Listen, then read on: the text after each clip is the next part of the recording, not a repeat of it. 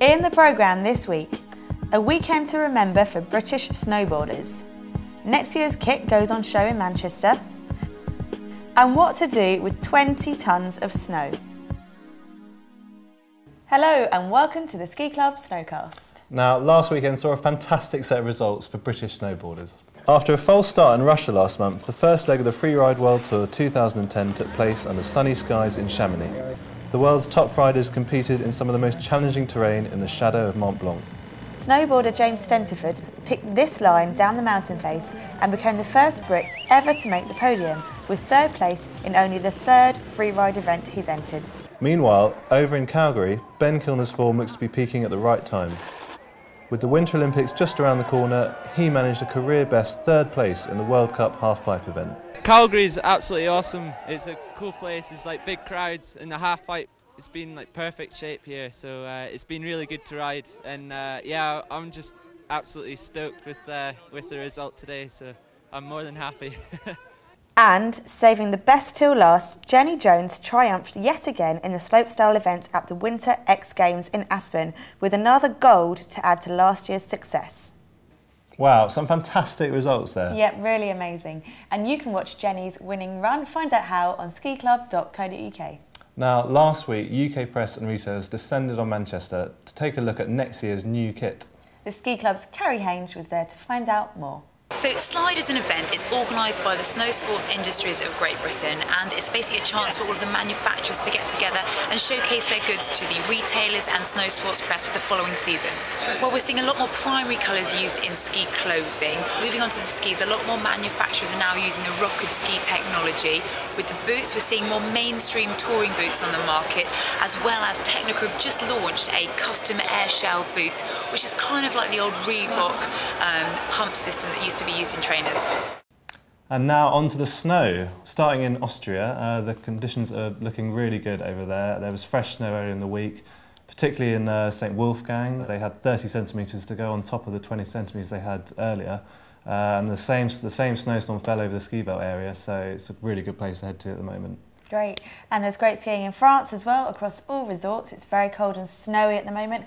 We've got a ski club reps in Teen at the moment, and they said excellent off-piste skiing, but there is some wind-blown areas at altitude, and it is also -25, so do wrap up warm.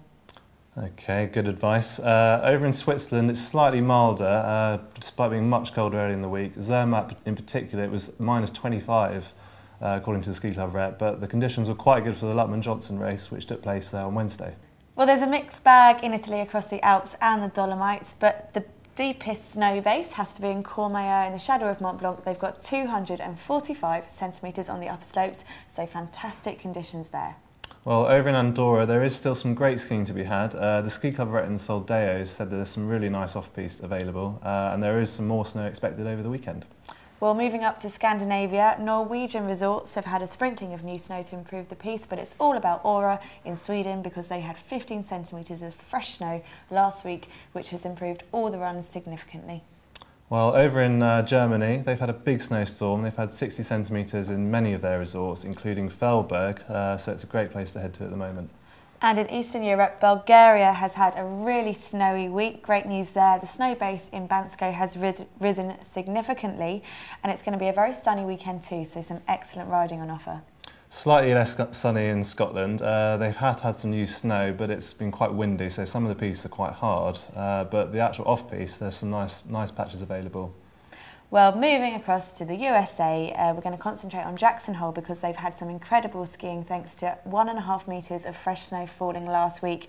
Our ski club rep there said there was phenomenal powder skiing, and even more snow is expected next week alongside some new snow in Colorado and the West Coast. Well, over in Canada, there's obviously a lot of preparation going on for the Olympics, so it's an amazing place to be at the moment. Some of the lifts are closed to the Olympics, but 90% of the resort's open, so the runs are empty. And over on the East Coast, Mont St Anne is pretty cold, -15 there, but most of the runs are in great condition. Well, excellent snow reports. And on Ski TV this week, after learning to ski in Glen Shee, I return to find out what it's like today and where else you can go in the Highlands in the Snowcast Extra Skiing in Scotland. And finally, what do you do with 20 tonnes of snow? Well, here's Ski Club rep Dan Habersham Butcher, who discovered some snowy goings-on in Breckenridge.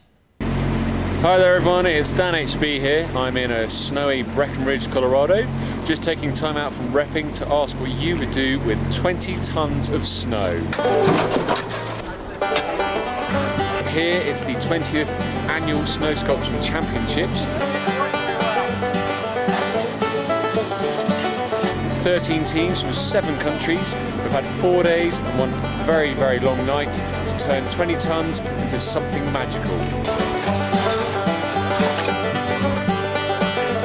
Let's go have a look what they've done.